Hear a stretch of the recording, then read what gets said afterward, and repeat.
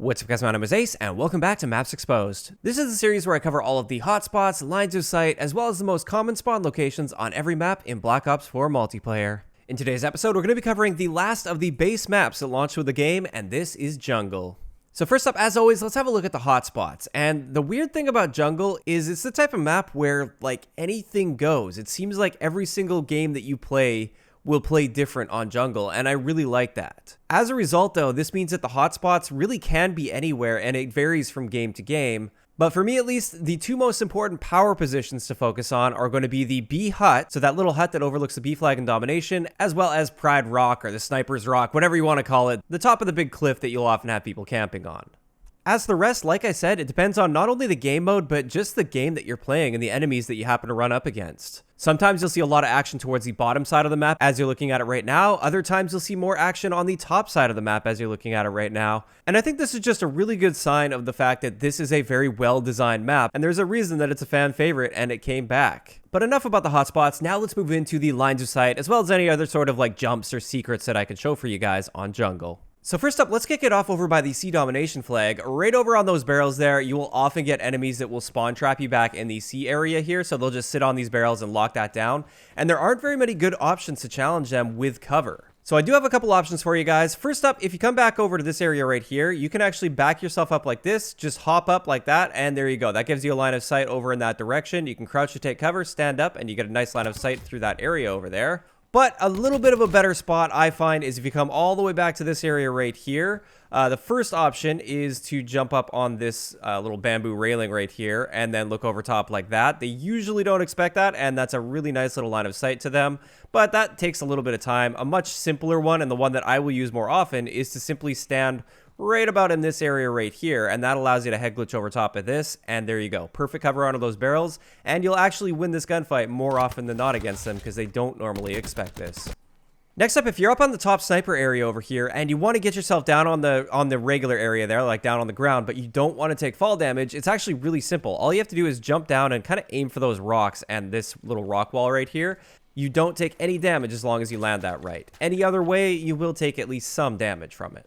Getting over to this side of the map here, if you happen to be trapped by somebody that is sitting on that barrel there, which will definitely happen every now and then, instead of peeking this corner where he has cover, the high ground, and you have no cover against him, a much better way is to simply come up to this area right here and spray through this sheet metal.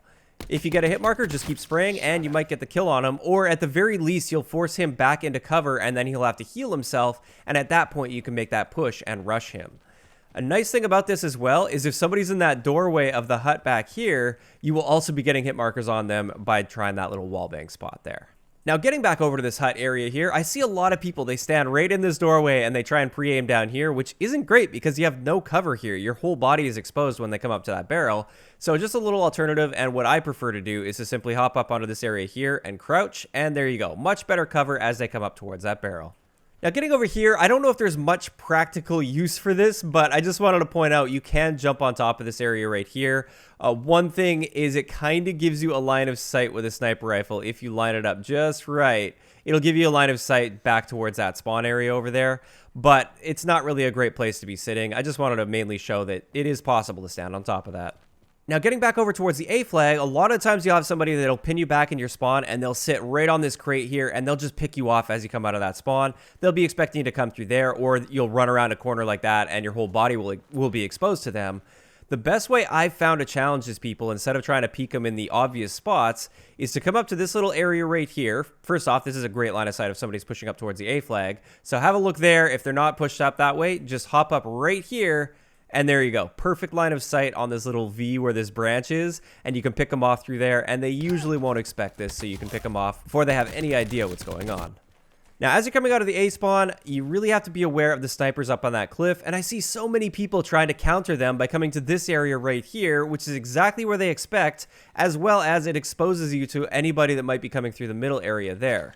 A much better way to challenge them, and most people that have played Jungle a long time ago, like in the past, they will know this, but if you come up to this area right here, this gives you the perfect line of sight over towards the top sniper area, and for some reason, they just often forget to look in this area, and you'll win this gunfight more often than not against those people, which is great. Plus, you're not fully exposing yourself to anybody that's pushing up towards the B flag. So that pretty much covers it for the lines of sight, as well as any other sort of secrets that I can show you guys on Jungle. Now let's move on to the most common spawn locations for linear team-based game modes. When it comes to primary spawns, it's very, very simple on Jungle. Over by the A domination flag, there's really only one primary spawn, and it's a very sticky spawn point as well. Enemies will spawn there even if they're basically right around the corner from you if you're pushed up into the ruins area by the actual A flag itself. Enemies will often still spawn there as long as you don't have a direct line of sight on it. And therefore, based on what I can tell, that's the only spawn that I would call a primary spawn towards that side of the map. Of course, they can flip over towards like the burning hut area, but I would consider those to be secondary spawns because they are quite rare. As for the C domination side, we've got a couple spawns towards the backside of the map, pretty much exactly where you'd expect them to be, so really no surprises there. As for the secondary spawns on this map, with the C flag, we got a couple of those secondary spawns towards the right side of the map as you're looking at it right now, basically as you go down the hill when you come from the standard spawn points.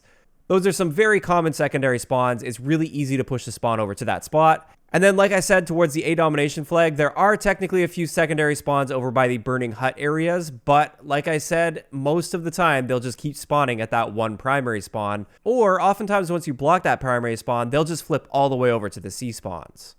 I do also want to mention there is one other secondary spawn, but you don't see this really in domination. It's mainly just seen in like team deathmatch, for instance, and this is right behind the B hut area. And with that, that's going to wrap it up for today's episode of Maps Exposed on Jungle.